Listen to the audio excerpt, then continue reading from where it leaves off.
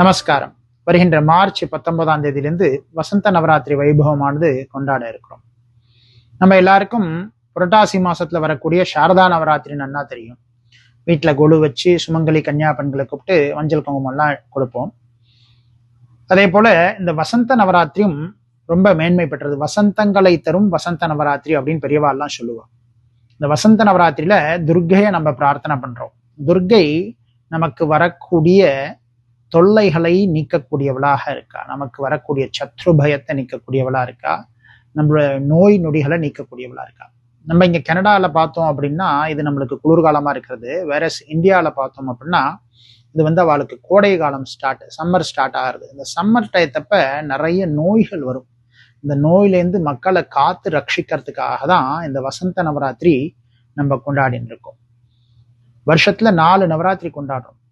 தை மாசத்துல வரக்கூடிய ஷியாமலா நவராத்திரி, இதுல ராஜமாதங்கிய பிராதான்யமா வச்சு கொண்டாடுறது.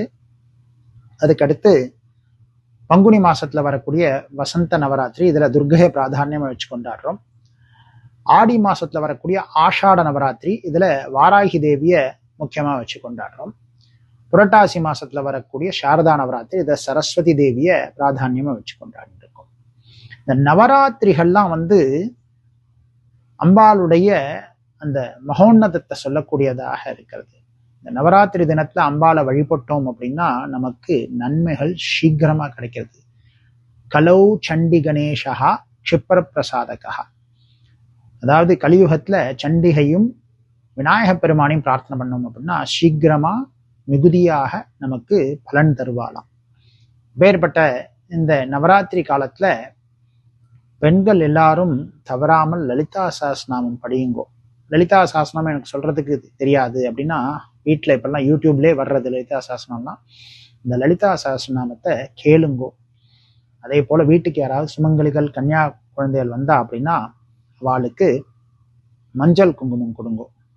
கோவிலுக்கு போறப்போ மஞ்சள் குங்குமம் எடுத்துட்டு போய் அங்க இருக்கக்கூடிய சுமங்கலிகள் கன்னியா குழந்தைகளுக்கு மஞ்சள் குங்குமத்தை கொடுங்கோ.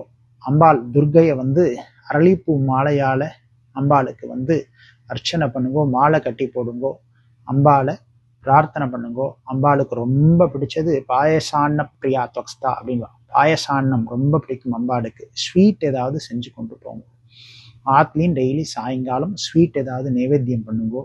அம்பாளுடைய அருள் உங்க எல்லாருக்கும் பரிபூர்ணமா கிடைக்கணும்னு எல்லாம் வல்ல அந்த துர்க்கை தாயை பிரார்த்தனை பண்ணிக்கேன். துர்க்கையோட அருளால உங்க வாழ்க்கையிலும் வசந்தங்கள் பட்டொளி வீசி பறக்கணும்னு அம்பாளை பிரார்த்தனை பண்ணிக்கிறேன். ஓம் நம சிவாயா.